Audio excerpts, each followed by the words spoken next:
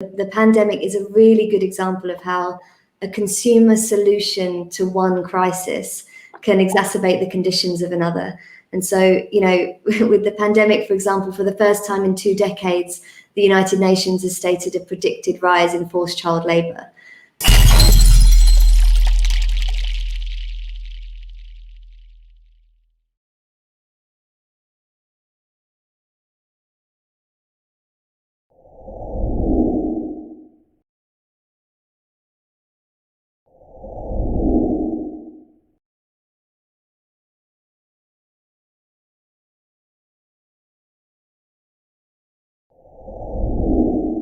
Okay, welcome everybody to another episode of Breaking Silos with me, Sophia Jamil. As mentioned in the introduction, this episode is done in collaboration with the EastWest Center as part of their Spring Virtual Institute program for the Academic Fellows of 2021, and it's under the Young Southeast Asian Leaders Initiative, or YSEALI for short. So this episode is the first out of 8 episodes that we're having, where we will be exploring different issues related to environmental sustainability and climate change. And what's exciting about these episodes is that many of the questions that will be asked will be from the fellows themselves. And these are young Southeast Asians who are doing great work in terms of environmental sustainability, conservation, water management in the region. So I'm very excited to have their participation in the Breaking Silos. I'd like to just bring on our guest for this first episode, Anna Moore from Eco Business in Singapore, and she'll be telling us more about the Liveability Challenge, which is currently ongoing in Singapore, and it's an initiative to support innovation and technological innovation in finding solutions for climate change and environmental challenges. I'll just read out Anna's brief bio. So Anna is a sustainability consulting and partnerships manager at Eco Business in Singapore. And she was previously based in London, working for a human rights organization that holds consultancy status to the United Nations.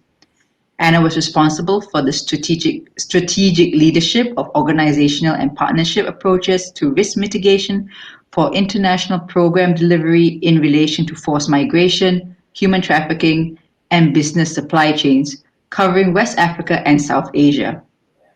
Anna has expertise in social risk mitigation strategies that promote global corporate supply chain sustainability. She holds a Master of Science in Social Psychology from the University of Liverpool and a postgraduate qualification in Business, Human Rights Law, and Corporate Social Responsibility from the Open University Law School, as well as having spent time studying forced migration at the University of Oxford.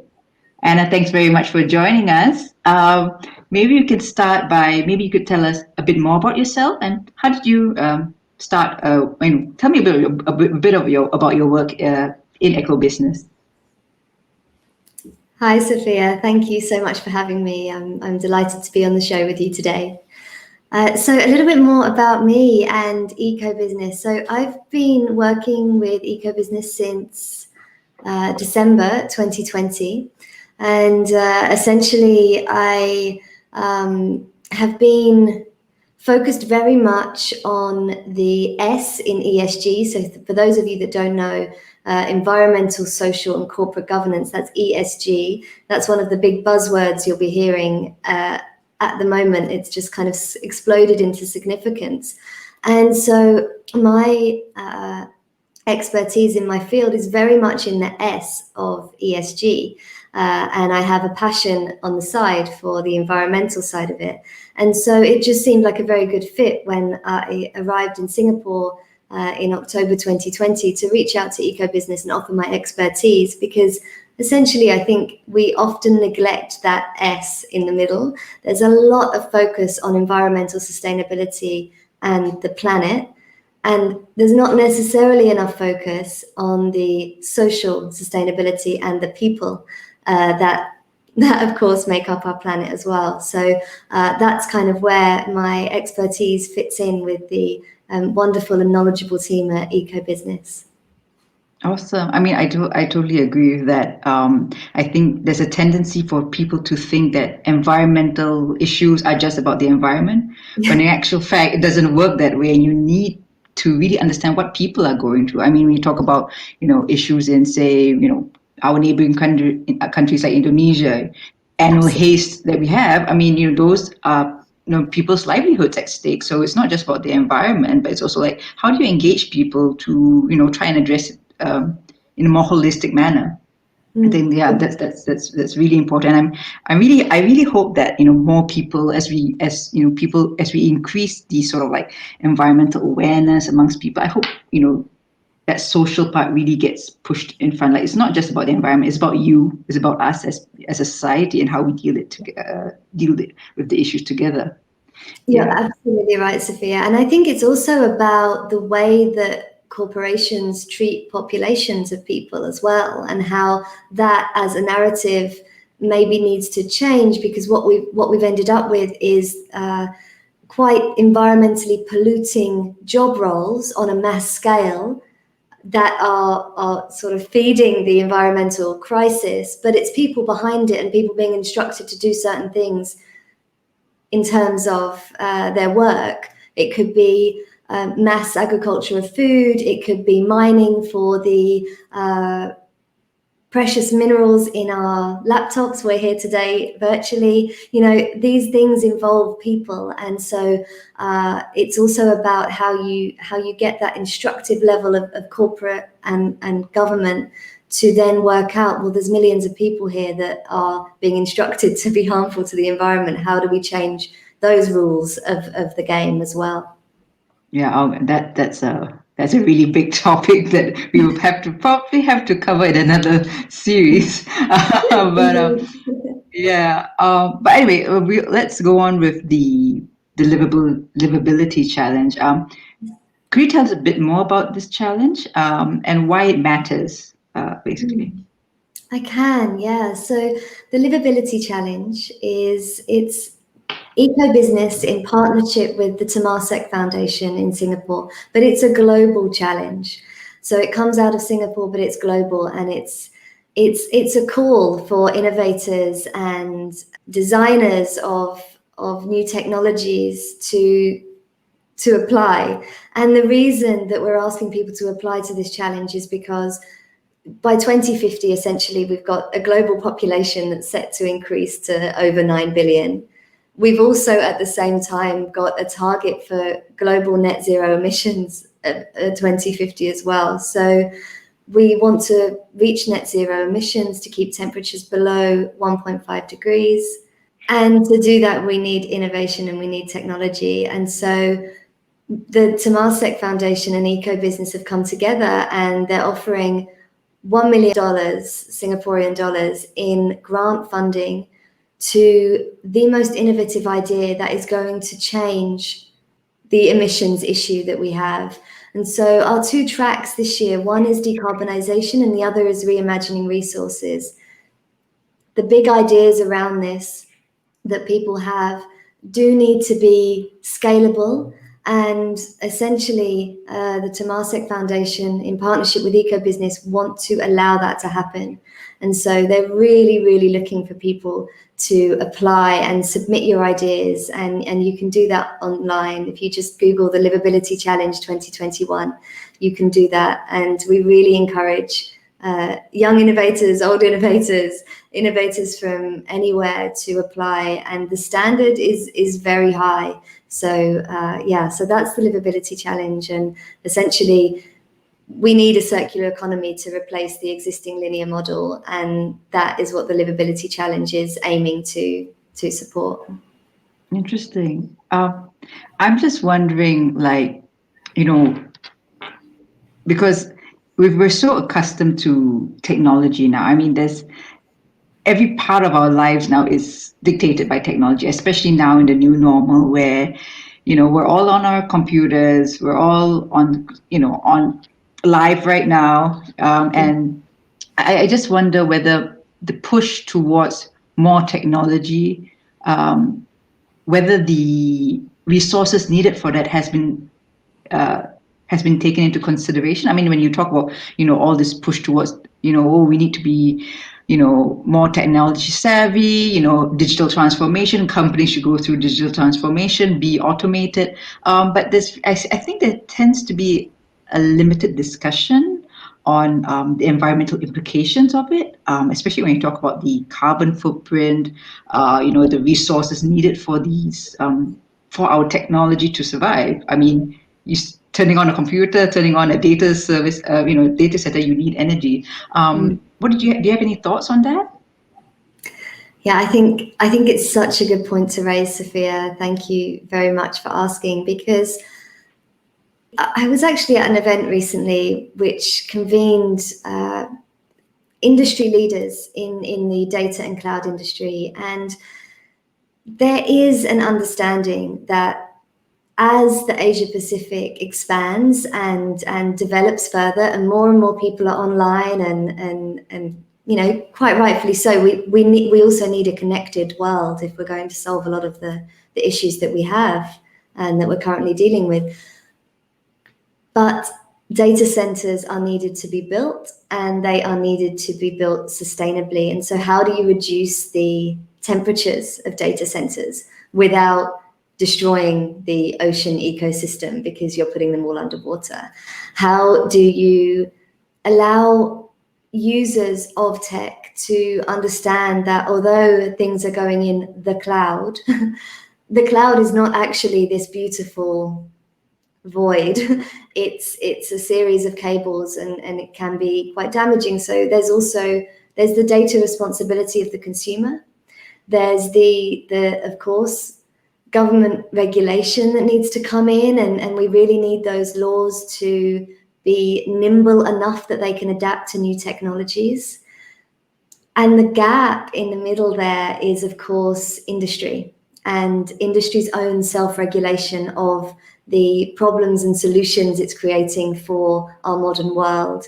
And so I think it's that trilogy that needs to be really, really thought about. And I think there's an expectation at the moment to wait for the other to do something, whereas we really don't have time for that. So what I'm really hoping for is more insightful industry self-regulation, more government regulation that is nimble, and then just more responsibility from the consumer more generally about, do you need to save those 15 photos of your cat to the cloud? Is it necessary? Is it necessary? And so, there is that responsibility as well. We are filling our data centers very quickly because we're not responsibly using the data that we have. So, they're my thoughts on that huge question. I mean, that point about, do we want to save certain photos into the cloud? I mean, it seems to be the issue now where, we're all producing a lot of content. And, sometimes some content's not that great, but people just produce it because they want to be that, in that visible space. So now it's like, there's stats out there that talk about how many pieces of social media posts or videos are out every minute or every hour. So, it's crazy. But yeah, I hope, and if anyone's out there who wants to submit an application for Liveability Challenge, if you can figure out how to do something to do with the circular economy and address the e-waste that we have, please do something about that. Yes. We absolutely want to hear from you, because e-waste is a huge problem. And also, where are we putting our gadgets once we're done with them? I know you and I, before we started this recording, Sophia, we were having a little discussion about what to do when you're upgrading your gadgets, and the different needs that you have around that, but also how to dispose of, both industrially but also individually, the gadgets that we have. Often they might just end up in a drawer. If that's the case, that means that we're having to mine more of those precious minerals and create more of those plastics to create new versions of something, rather than recycling and reusing what we have. And we really need to get into this mindset and change the way that we think about technology. It's not something that is just disposable. the cobalt, the silver, these precious resources that we use every time we create a new computer, a new phone, hairdryer. These are all precious resources that go into them. And so there is also, again, it comes back to industry, government, consumer, right? There has to be a push from all of those three, and it has to be now for us to be able to control the vast amounts of e-waste that are entering our ecosystems. Absolutely, absolutely. So there'll be more information about the Liveability Challenge in the description below. So, if you want to know more about it, check out the links in the description below. I just want to sort of share a few questions and comments by some of our fellows. We have a few questions related to climate change priorities versus COVID-19 priorities. So John from the Philippines says, the world is too caught up in solving the COVID-19 pandemic. Do you think it has affected how we are addressing climate change? And Brian as well from Myanmar, he says, all of the countries around the world are struggling to rise up in various sectors after the pandemic. Some actions and risks that they need to take, for that matter, possibly affect climate change. How can we address these insufficient actions and risks effectively in the midst of rising up from COVID-19? I guess he means, how do we address these issues, these challenges, while we're trying to get out of this, of this pandemic, basically. I think Usha from Malaysia also asks, especially during these COVID times, people are striving to earn money and gain additional income. So how do we shift people's mindset back to addressing climate change issues as something urgent?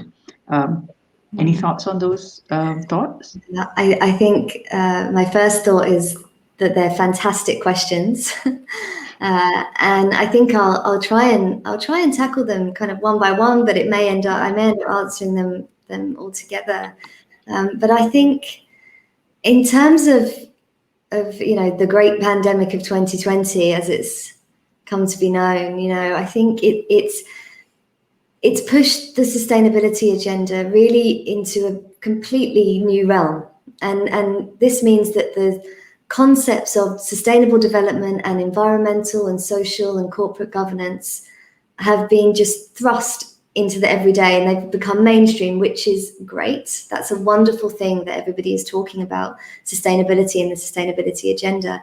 But I think John's question is crucial. How one problem causes another. And I think the pandemic is a really good example of how a consumer solution to one crisis can exacerbate the conditions of another. And so, with the pandemic, for example, for the first time in 2 decades, the United Nations has stated a predicted rise in forced child labor. So, our 2020 desire for more hand sanitizer may have potentially contributed to that issue, as augmented production and this mass need globally for ethanol, which is made of sugarcane, which we need to tear down forests and also make sure we have enough people behind it to make that happen, is potentially a huge problem. So what we've got is solutions that are unsustainable in the long term. We know that we're going to have more pandemics, or so science tells us. So we can't have another pandemic based on single-use plastics, forced labor, deforestation in Brazil. We can't sort of have this continuation of insatiable demand for cheap solutions and expect to reach our sustainable development goals whilst also solving the other crises of security, health, and all of these other issues that are part of our 21st century world. And I think there is something to be said about when there's a huge crisis, are we resorting to exploitative measures because that's what we've always known? And how do we then come away from exploitation of people and planet is the solution in order to have sustainable pandemics? It must be possible for us to have a pandemic that a pandemic response in the future that doesn't result in single-use masks being in our oceans and polluting our rivers, and single-use plastics for gloves for our hospitals. And so there is a wider issue here, which is that our institutions that are designed to protect us and look after us at times of crisis are defaulting to unsustainable ways of working. And so it's a huge question to ask about the pandemic and sustainability, but I think it's a really valid one because we have to think about how to make the crises of the 21st century that are coming our way sustainable if we're going to reach the Sustainable Development Goals. Yeah, I mean, just on that point about exploitation, it's also, I mean, in this sort of the financial crisis or financial recessions that have come about because of the pandemic, people also tend to be a bit more desperate and, to just do whatever job comes their way as well. And your point about single-use plastics, I mean, at the same time, you have a lot more food deliveries happening. People are doing their own home-based business, which is great. But at the same time, the default has tended to be plastic disposables for the food. Some I have noticed that some do use, cardboard or, but it's not. I wouldn't say they're a majority, but it still tends to be plastic or, or of that, or containers of that nature. So that really worries me. And yeah, it's how to get out of this like default mode of just being survival, but how can you be like a sustainable sort of survival, if I have to call it that? Yeah. Absolutely. Yeah. And sustainable health solutions and what are we doing with our,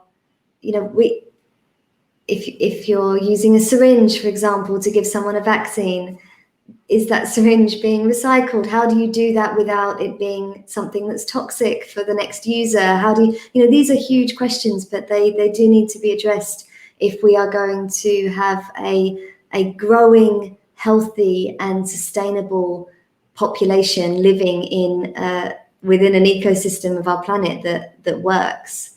I think the questions from John and Brian and the other question there as well, from Usha also, they're really, really important. And I hope that was a decent enough answer. Oh yeah, that's great. Thank you. We've got another question from Trisha from the Philippines, and these questions are more related to environmental action and communication. Mm-hmm. Trisha says, individual lifestyle changes are not contributing significantly to how we address the climate crisis. Emma Harris even states the climate crisis is not going to be solved by personal sacrifice. I also understand that the immediate need are innovative solutions, accountability from powerful companies, and better leaders. Does this suggest that sustainable living should instead be redefined as electing the right leaders, supporting policies, joining grassroots movements, signing petitions, and be detached from how it's currently defined? Shifting to reusable alternatives, going vegan / eating less meat, less car and air travel? In addition, if we then focus on electing the right leaders, supporting movements, and joining strikes with Greta, must we forgo our sustainable lifestyle and channel our energy to the more impactful activities instead? That's a lot in one paragraph. Let's try and break that down a bit. So she's talking about it's not just about our personal changes. Should we do something more impactful, like lobbying governments and companies? I'm sure you have some thoughts on that, since that's what you've been doing. In terms of corporate social responsibility for a while now.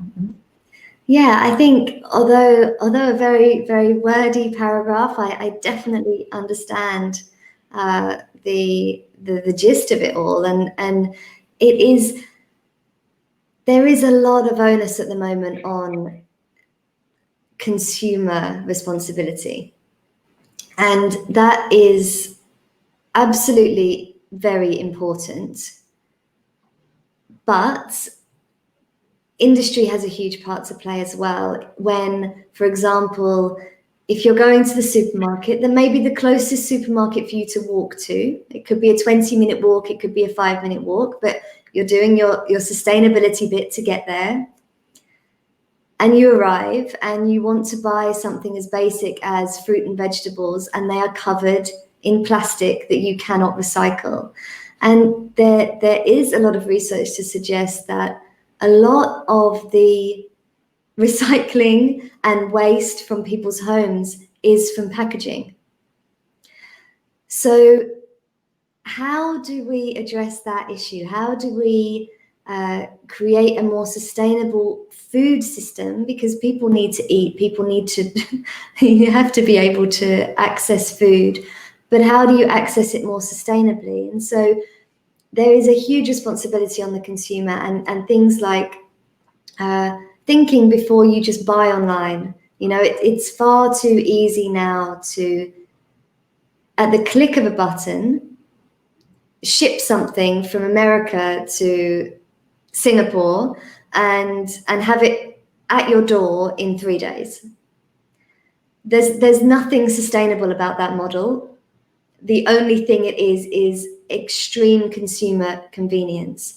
So for consumers, are we willing to have less convenience? I think is the first point. And then when we're thinking about industry, there are some fantastic models out there which look at, for example, the extended producer responsibility.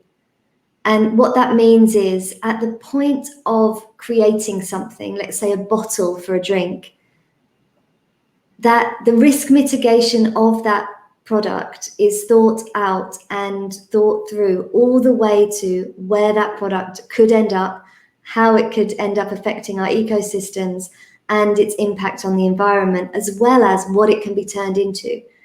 So this, again, it's asking companies, it's asking governments, it's asking nations to think and plan for the scenarios that products could end up being in, so that we can have a more sustainable future.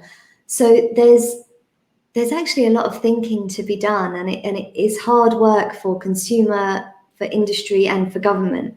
All of it is difficult. There's no easy solutions. And I think in terms of things like protesting or writing to your MPs, I think that there is value in that, but it's not everybody's preferred mode of making a stand. And so I think that there's a lot to be said for not pushing everybody to make a stand in the same way as everybody else.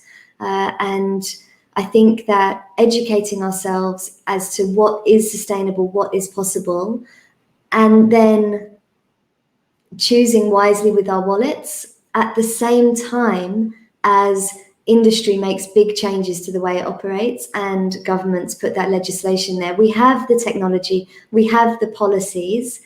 The question led us onto the idea of political leadership, and that then asks, do we have the political will? So if we have the technology in place and we have policies and legislation that state what needs to be done in various countries as various forms of it's, there's a lot of legislation out there, but is the political will making it happen? And that's another question as well. And I think it is about knowing which leadership you decide on. It's also about, once in power, being responsible and thinking in long-term solutions rather than perhaps in the next polling cycle, which is, of course, one concern that is often cited in research and in the media, is that, of course, sometimes goals are set, but they're not then followed through. So I think those are huge questions, but it does involve, again, that trilogy of government, industry, and consumer, and it's a hard road that is ahead of us to reach the target of 1.5 degrees. Yeah. I kind of feel that, on this point about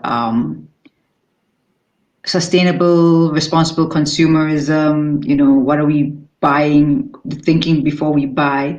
I think it also points to how can we produce something that doesn't have an impact on the environment. And I think when you talk about just in Southeast Asia, for example, there have been some efforts to, make plastics out of tempeh, out of soy, or disposable paper plates. Oh, no, not paper plates, but disposable cutlery and crockery out of banana leaves in India, I think, and I think in Thailand. So I kind of feel that, we have solutions, like if we just take Southeast Asia, for example, there are local solutions which in fact support local economies. You create jobs for society, different segments of society, and that in a way that if you tell that to governments, hey, look, you're not just protecting the environment, you're actually creating a source of income for your population. You're building your domestic market. You're building your domestic,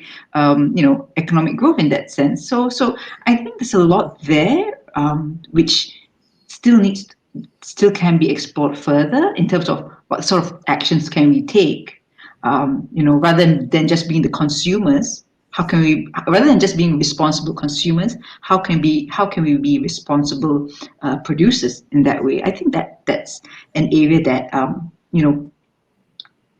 that can still be explored, and give competition to companies that are not producing sustainable products in that sense. I absolutely agree with you, Sophia. Yeah, I think there is, and these things are completely possible. I was fortunate enough to live in Northeast India for about 16 months for work across 2014 and 2015. And there are viable solutions, having a lassi from a clay pot that is completely biodegradable, as you say, banana leaves that are used as plates. The issue, of course, is scalability of these ideas. So let's take something like banana leaves as plates. If that was to become the solution, how are we going to forest that? And what would that mean for other agriculture? And what would be the possible risks that could come from that? I'm just using this as an example because you mentioned it. But as we move forward into the age of solution finding, we really have to consider the risks. There's the example of the plastic bag, the humble plastic bag, and the inventor of the plastic bag. I'm sure you know the story. His intention, his good intention, was that people would just have one plastic bag for their whole life. And that's what they would use to carry their shopping to and from places. You could use it as a handbag. You could use it to put your sandwiches in. One person, one bag. And that was a wonderful way of not causing issues with plastic. The idea has been taken and it's been misused, and the beast is bigger than the inventor. And so we do have to think about this thing when we're scaling ideas. And this is what the Liveability Challenge also really considers when we're thinking about who will win that grand prize. It's not only is it scalable, it's is it scalable and sustainable as a scalable entity, inclusive of the risks that it could pose. And this is a really, really important fact to consider, because the unintended consequences of well-intended actions are often discovered too late. And so by thinking about what they could be well in advance, is also part of the solution finding era that we're in right now. I'm really happy you brought that point up about understanding the risks associated with innovation and solutions, because that really, I think, is a point that our fellows are going to have to think about in our subsequent episodes, where we're talking about issues like artificial dissemination and cloning as a way of preventing extinction, and geoengineering, and all these other technological innovations that are, might be good in their intent, but the implications have not probably been thought out enough. So yeah, thank you very much for highlighting that point. Definitely something, definitely food for thought for our fellows in the program. We have a question from Hung from Vietnam. How do you think social media and mass media are limiting what people think about climate change's impacts? And besides using zero carbon tools, what can we do with mass media to encourage people to follow sustainable lifestyles, especially in developing countries? I think that's a really, really powerful point that is being raised there, because social media is on the one hand fantastic, on the other it can be extremely damaging, and the disinformation that spreads on social media is so well presented that it is genuinely hard to distinguish fact from fiction. And I think what is wonderful in terms of what we're seeing now and the trends that we're seeing is that mainstream media is now starting to report on sustainable development issues. And for example, when Ecobusiness, the company that I work for, when it was set up in 2009, the reason that it was set up as an online media company in its original form was to report the sustainability issues that were not being reported in the mainstream media. Now, it's 2021. Ecobusiness is well past its 10-year anniversary, and there is now mainstream media that has ESG columns, has sustainability correspondence in different parts of the world. And so we have come a long way.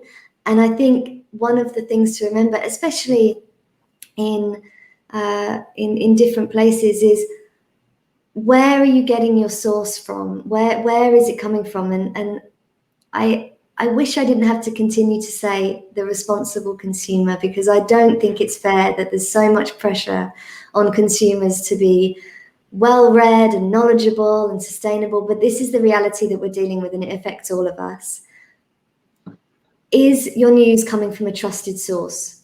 How do you know it's trusted? Is it a media outlet that's won awards because it's a trusted media source? If so, you can probably rely on that information. If it's a Facebook update from a friend of a friend of a friend telling you something that could be controversial, weigh it up. Is it likely to be very true or not? And if unsure, don't share it. Because you're part of the problem if you're sharing disinformation, and that it's a hard thing to work out and to engage with. But I think although social media and the internet has given us a way to communicate more quickly, it hasn't changed humanity and human beings fundamentally, and it hasn't changed the way that we communicate in terms of how we experience those communications. So negativity still hurts, positivity still feels good, and it's always nice to be liked. I mean, these are very basic fundamentals of humanity. And so I think the idea that social media and the internet has completely changed us as people, I don't necessarily agree with. That's not because I'm an authority on this, but I think that always remembering that the things that we share online are going to be read in the majority of cases by another human being, and that then perpetuates some issues that we may have in society. And so in terms of the Sustainable Development Goals, we have to really, really consider what we're reading and what we're sharing. And again, it's that responsibility to really think about the way that we're using social media and how often, which is another completely another topic, going back to the data usage that we were talking about before. But I do think there is a place for social media, but it's not humanity's game changer. If anything, it makes us consume more, and I think that is problematic, because what we really, really need, all of us, to do is consume a lot less and at a lot slower rate, because the fast-paced world that we are now arguably addicted to is extremely problematic for the Sustainable Development Goals being reached. Right. Quality over quantity, basically. Yeah. Yeah. Yeah, I mean, I definitely agree with that. I think also sometimes as environmentalists, or like anyone passionate about a certain issue, and if they see some sort of news that gets them really fired up, there's always a tendency to just push that share button. But it really needs. I mean, as much as some issues make us really angry, and instead of going on to rant about it, we should really take some time to reflect about it, and then come up with more concrete responses if there is a need to respond. If you're just repeating what's already out there, then why bother? In a way. So yes, I think quality over quantity is always important. Sometimes you don't have to put it online. There's always other ways of talking about things and engaging with people that really know their stuff, rather than people who are just going to listen and consume mindlessly without thinking about it. But I think responsible communication is really important, even as environmentalists or people I who are fully agree, passionate. Sophia. And I think the really crucial thing to remember is that it's almost impossible to provide a nuanced argument in less than 200 characters. So if you're striving for nuance and intelligent communication, maybe there are other platforms that would be better suited than any of the available outlets. I think you're quite right that sometimes it's better to pause and reflect and think, do I need to express my anger online? To what gain is that? And I think that's quite an important point as well. Right. Yeah. Okay, Kim from Thailand has a question about the youth. We know that we have to increase awareness amongst the new generation. But how can we deal with young people who don't really care about the future because they don't think their family can stay alive till 2060, or they don't care about babies because they're still at a young age? I mean, kind of valid. I mean, I guess to me, it kind of feels like people are not looking towards the future, or they're just living in the present rather than thinking about what's next. Yeah, I completely understand that sentiment, especially when there's an overwhelming amount of information right now in our world around issues of the environment, the social context, the financial situation, the security situation, the shifting global power dynamics, the list is endless and overwhelming. And I think that it is quite understandable that our youth are growing up with a sense of hopelessness. And I think to think about the pandemic also in terms of what that's taken away from people who were 17, 18, 19, 20, when they were supposed to start on a journey. That was the deal, right? You get to a certain age and it's a rite of passage, and maybe you start your first job, or maybe you go to university, or whatever it might be, and that's taken from you. So of course there's a sense of hopelessness. And the thing is that the global challenges that we will face will grow in complexity. And that's because there are just more people. We are moving further and further into nature. Therefore, there's, the zoonics of the entire situation make it very difficult for us to stay separate from things that were a threat once before. And we also have the internet. So everything's in your face all the time. And so I think I am an optimist, I really am. And I think that there is a lot to be done, and there is a lot that will be done, and that the hopelessness, I hope,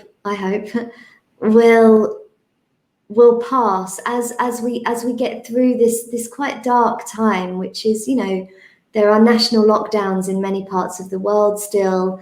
Vaccination programs aren't being as quick and successful as we'd hoped. There's a lot of concern about the global economy and how we will actually recover from this, and not only recover, but recover in a green and sustainable way, let alone educational institutions saying they can't take on more students because there's not enough space and courses might have to be online, and that's not inspiring to a lot of people. So, but I do think this particular time will pass, and that there is a lot to be hopeful for. There's a lot of fantastic technological advances out there, and as a human society, we are hardwired to survive as a species. So I do think that we will continue, but there's a lot of work to be done. And again, it comes down to that trilogy I keep talking about, which is your governments. We need your legislation, and we need it quickly, and we need the legal systems to be allowed to be nimble when faced with quick changes in technological advancements and the ethics that entails.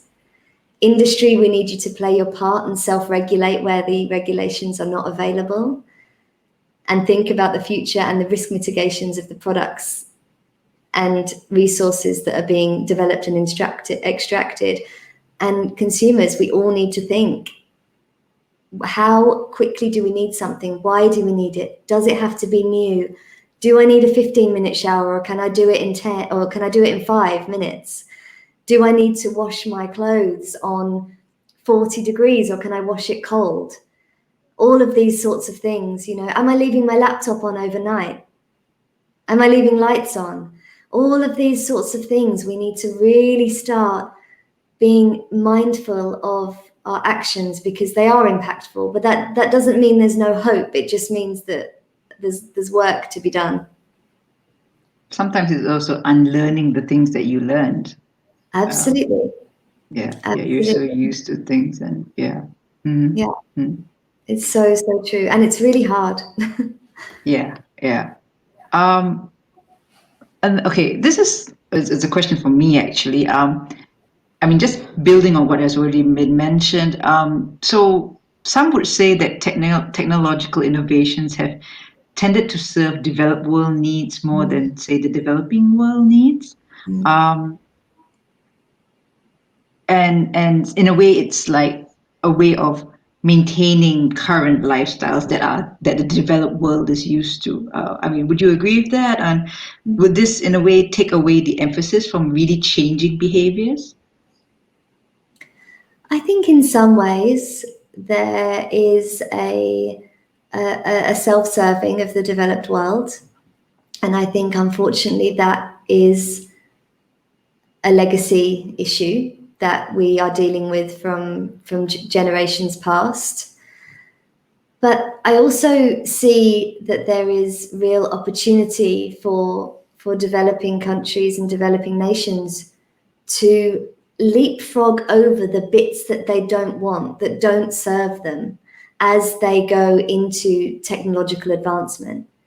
So the wonderful thing is if you've seen a country or a nation go literally through the journey of something, and then the leaders of developing nations and the leaders of industry in those developing nations can decide to skip over the bits that they don't want. And I think this is really advantageous because you have a bird's eye view as to what has gone on in an already developed nation as you're developing, as your economy is emerging stronger, and you can leapfrog over to the next point of the technological advancement.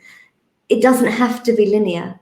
And so I think there is real opportunity there for Indonesia, the Philippines, countries with a lot of land mass, a big population, a will for things like electric vehicles and space for solar power and wind turbines, to just skip out a lot of the really, really toxic parts of the sort of industrialized technological revolution. I think it's also a case of to leapfrog, you have to unlearn those linear stages as well, because they're so used, okay, this is how I do things, these are the options available to me right now. Yeah. But there's no one saying why can't I do something else, because they haven't seen the alternatives. And I think that is where there's a need for more education of really knowing what's out there. And of course, now with the internet, there is no excuse for us to not know. It's a matter of like, are we actually searching for it? So rather than passively consuming what's coming to us, there is a need to like really, I think, encourage people to have more inquisitiveness about themselves and really question. Is this possible? How can it be possible? And I think, if they look hard enough, there will probably be examples somewhere in the world that it's already doing it. It's just a matter of not knowing that it exists in the current way where someone is thinking. Yeah, absolutely. And I also think that there are huge advantages to using technology to understand your own nation better, right? So what is the actual geospatial outline of a space or a piece of land? What is the meteorologically, what are the possibilities and opportunities that the specific environment offers, and how can you then use that to advance the economy of a country as well as the social standing of the people within it, whilst at the same time thinking about a sustainable future.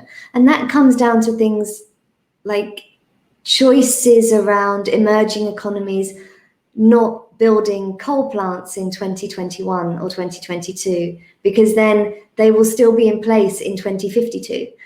So rather than doing that, if you're going to invest in an energy source, why not invest in a renewable energy source? Because you have that choice rather than an older, fustier economy that potentially doesn't have that choice so quickly available to it, because perhaps even its financial and tax regulations are still geared towards fossil fuel extraction.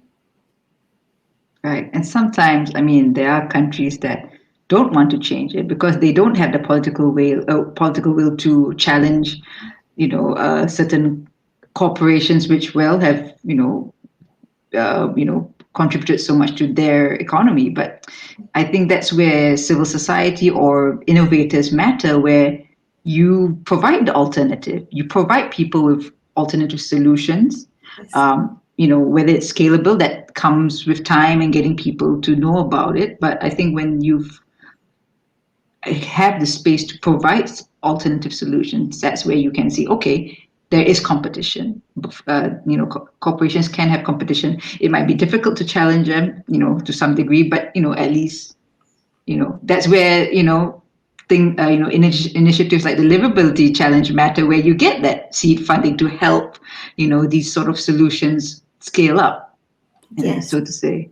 exactly. And you can't have this scalability unless a selection of stakeholders from different parts of the world, the chain, the value chain of a product are invited to these sorts of conversations. And that's really where the Liveability Challenge comes in, because it says you may not have the resources, but you have a fantastic idea, and we are going to give you a platform and a voice to start to scale that up. And it's really important that our innovators now believe enough in themselves to submit their ideas to these sorts of challenges, because it could be a game changer that we are all really, really needing. And it's not only about the solutions that will change things. Of course, it's also about reduced consumption more generally. We all have to just reduce our usage, but decarbonisation technologies and reimagining the resources that we already have is going to go a really long way to supporting us to reach the Sustainable Development Goals by 2030 and ultimately reducing emissions by 2050. Yeah, excellent. Yeah, I definitely agree with that. We have a few more questions from our fellows. In your opinion, what sort of innovations do you think would be most relevant for this region, Southeast Asia? The questions that are coming from our fellows are related to getting change from within the region rather from externally. Sophia from Cambodia says, in the article, the West cannot fix the climate crisis. Asia will have to do it. This is an article by Chandra Nair. He argues that Asia, with its large populations, needs to fight the climate crisis seriously. But never ever have nations put the climate crisis before economics. Having a big populations means they have people to feed and also have to raise their standard of living. How can we convince Asia to do it when the West cannot fix it? And I think also Feliciana from Timor-Leste also has a similar comment related to this. I agree that the countries that are contributing the most to this problem have a responsibility to solve it. And the climate crisis is not going to be solved by personal sacrifice. However, how about the farmers from developing countries who still adopt traditional farming, such as slash and burn techniques, and also the people who still depend on tree cutting as a main source of their income? Their contribution to climate change is little compared to developed countries, but they may contribute the most to their area or village. Their practice could result in water shortage, landslides, erosion, and biodiversity loss in the area. What is your advice for these local farmers who don't see their practice as a problem and choose not to take action? I think those are both great questions. I'm going to tackle the initial question first, which is the East-West Conundrum. And I think that it's easy to say that a problem has been caused in one place and needs to be rectified by another place. And that is in part a true narrative. The other way, the more optimistic way, I think, to think about this is that nations, superpowers at the moment that are currently jostling for, you know, the heavyweight championship of the world, as it were, are in a place where they may not agree on many things, but they do agree on climate action. And the reason for that is because you cannot have a fully functioning economy if your population can't breathe. You're not going to have a fully functioning population to serve and to do all of the things that need to happen if people are sickly, with cancers.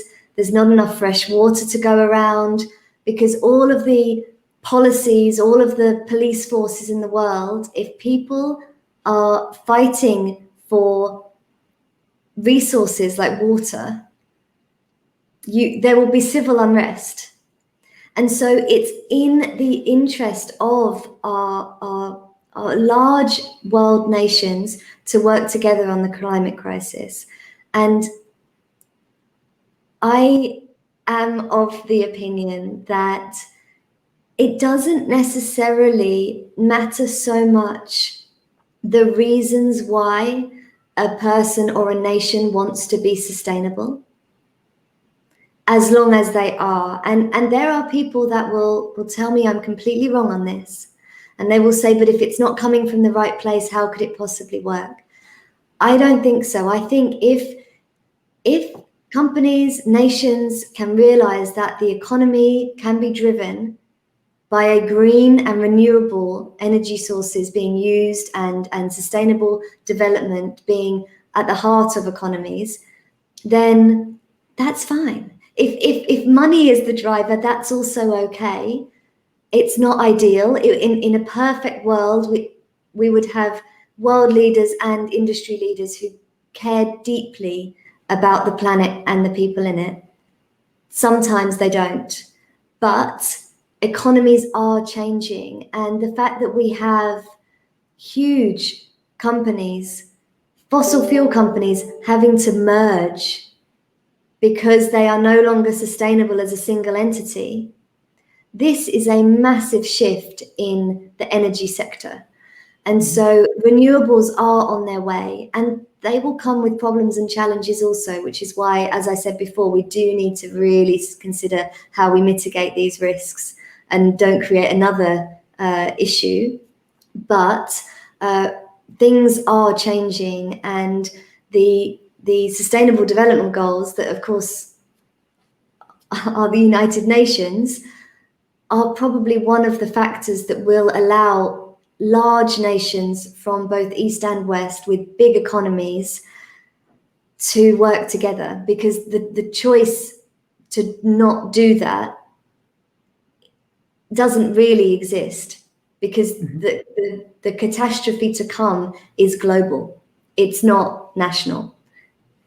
I think in terms of our smallhold farmers, they need a voice and they need to be listened to. And I think that the problems that they're facing need to be taken seriously by industry. And that's because we need to acknowledge that our smallhold farmers are part of the backbone of our global food system. And if they are struggling to make ends meet and to be sustainable at the same time, there's a problem with the system that they are working within. And so we do need to also address the amounts of money that our farmers get. Where are the grants coming from to allow them to change? It's very difficult to change generations of doing something a particular way, especially something like farming, and then to be asked to do it differently and to potentially have a smaller profit margin. So the agrotechnology sector is a quite a supportive measure to allow farmers to start to scale up their produce at the same time as trying to be sustainable. But I do think we need to bring the smallholders to the table so that they can be included in these conversations around expansion of agricultural sustainability in their region.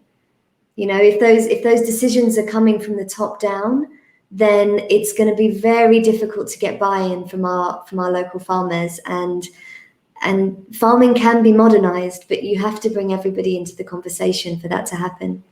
Absolutely, absolutely. Ubili Azwa from Indonesia has a question related to stakeholder engagement in addressing climate change issues.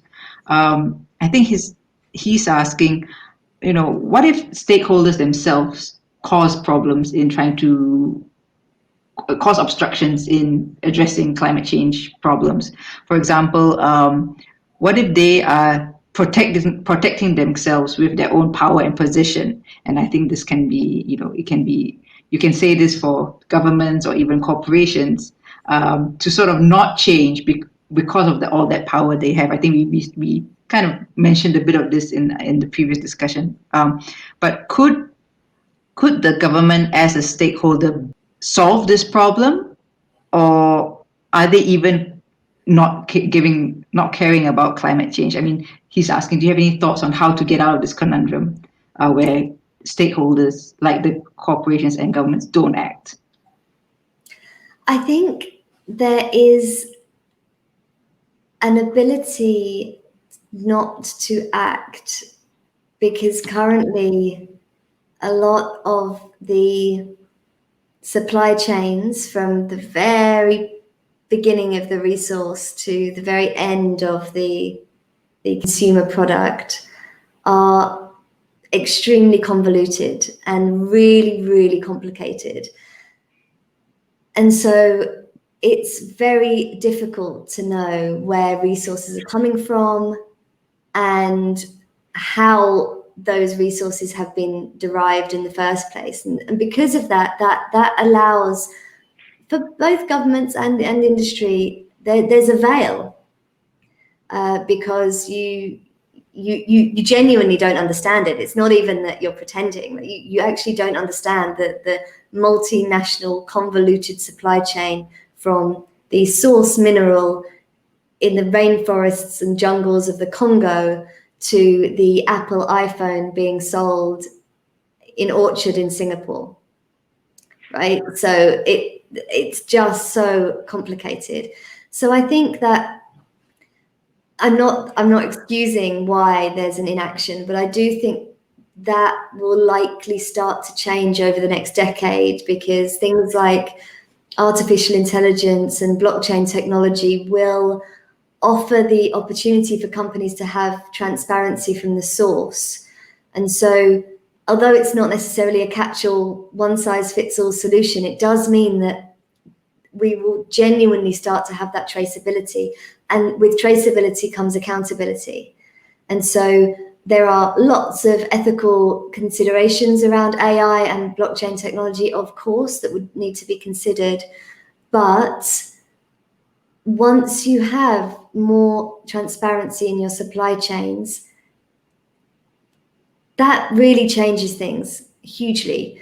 And so that will also change things for our governments and our industries, and hopefully also for the consumer, because you will be able to, the hope is that you'll be able to really see what's going on in those supply chains and choose wisely and invest wisely, because investments in huge companies are also fueling the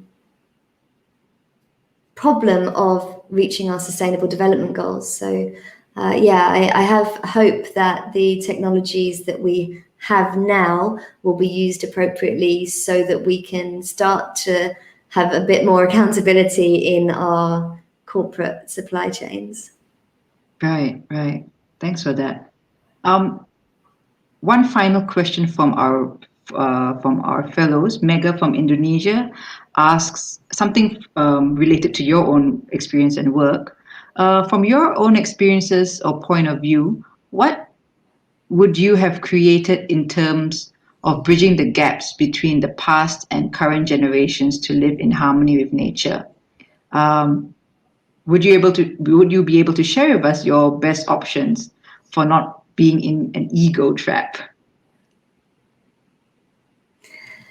I once read, and unfortunately I can't remember the source, but the quote was something like, "The problem with humanity is its obsession with straight lines."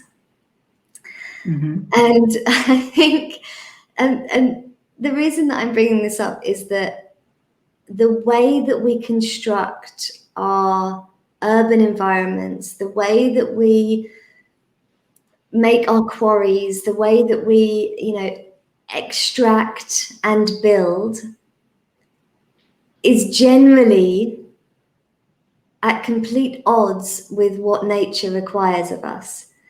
Nature doesn't really have straight lines. If you look at everything in the natural world, the straight lines are a minimal representation of the natural world. And so I think what will bridge that gap is a genuine consideration when designing our urban planning of the future, is how we can integrate nature and people so that that harmonious living can occur. And there's some amazing examples in places like China, where there are sponge cities, and so cities that absorb the rainwater so that that fresh water doesn't get wasted and end up in the drains and in our sewage, and then with toxins in the ocean. It's soaked up by the city itself so that we can reuse it again and again. And so there are fantastic architectural and technological advancements in terms of our urban planning that means that nature and people, and of course the buildings that house us, are starting to slowly come together as a more cohesive, harmonious way. What would I have done to bridge that gap? I don't know. Unfortunately, I would love to say that I had the answers, but I think going forward, the gaps are slowly being bridged. Hopefully they'll be bridged a lot quicker, and we start to see a genuine look at how nature and people can slowly realize again that they're supposed to be quite closely linked. Right. Yeah. Thanks. I mean, you've definitely provided a lot of insight for the fellows with your responses to the questions so far. I think just to sort of slowly wrap up, maybe you could, let's go back to the livability challenge. It started since 2018. Perhaps you can tell us a bit more about the livability challenges journey so far. What kind of applicants have you received, and what sort of success cases have you seen come through? Yeah, so the amazing thing that we've seen with the livability challenge is it's not always about the winners. Of course, our winners last year were incredible. They were a group called Turtle Tree Labs. And the idea that they came up with, which is just incredible, is of perfectly replicable mammal milk. So they've taken the cells from mammal milk, and they've managed to create in a lab milk with all of the properties of mammal milk. So that means that you can have calcium in populations where they can't necessarily access milk from other sources. So that the leveling up of developing countries and their youth being able to grow strong and nurture themselves and be nurtured by their society changes. You also take away the cow element. Now, cows are beautiful creatures, but they were never supposed to be industrial food makers. That was never the intention for the cow. Now they are, and we're finding that it's really problematic. The different gases that are emitted, the agricultural destruction from having that many animals in one place, and various other huge environmental and ethical concerns around the use of animals in that way is changing. And something like lab grown mammal milk is a solution on so many levels. And so you have different pointers of a solution. So it's not just the environmental solution, it's ethical, it supports population growth, it supports many, many things, industry.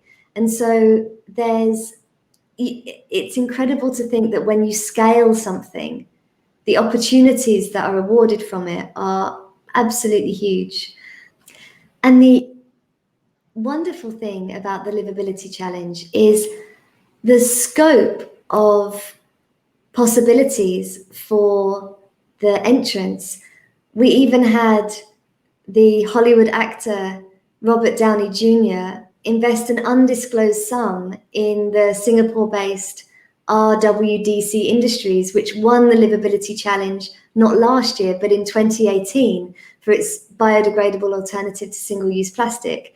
So the possibilities are really endless once you enter into the Liveability Challenge ecosystem. You never know who might end up investing in your scalable idea. Wow, that's pretty cool. I mean, I'm a Robert Downey Jr. fan, so yeah.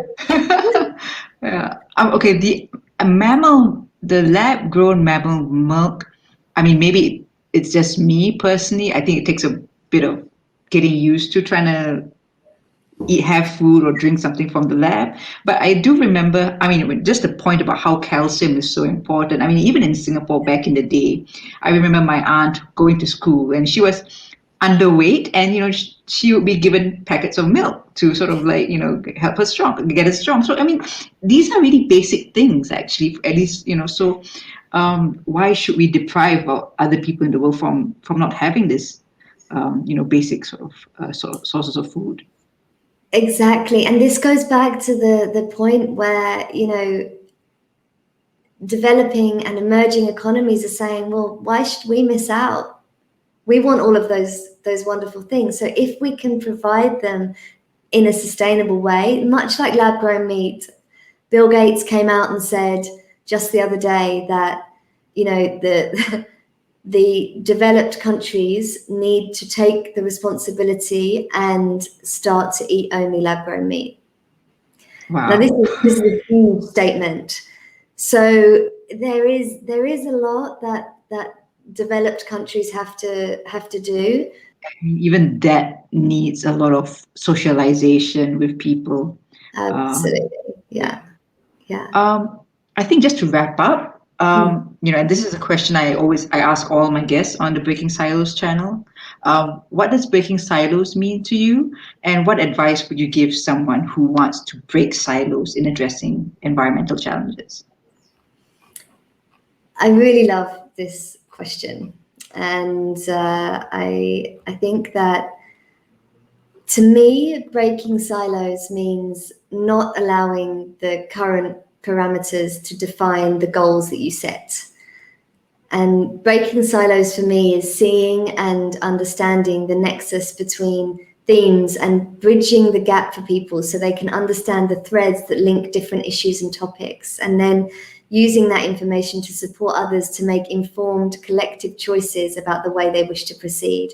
That's really what breaking silos means for me. It's about removing the barriers that mean that we can only think about things in one context and that we can't think about what they could possibly mean in another context, but also how they differ in another context, because that is also just as crucial. Excellent. I mean, thank you, Anna, for your time. And folks, if you knew of anyone who's an innovator or has an idea, the Liveability Challenge is still on, I think, till the 15th of April. Is that right? That's right, the 15th of April, and we've got submissions coming in, and they're very exciting, and we really want to see some more. We are delighted to be hosting it again with the Temasek Foundation, and as I mentioned, the grand winners and also other finalists really go on to big things in terms of how their innovations change and support the sustainability of our planet. So please definitely submit your ideas. Yeah, or just share it with other people who would benefit from it. And the link to the Liveability Challenge is in the description. And yeah, hope you folks have enjoyed this episode, this session as much as I have. I've learned a lot. Thank you, Anna, for your time. And to everyone, thank you for joining us on Breaking Silos with Sophia. We'll be back with another episode. Also in the same series in collaboration with the EastWest Center. Stay tuned for that. And that from me and Anna Moore in Singapore. Thank you and bye. Thanks, everybody. Bye-bye.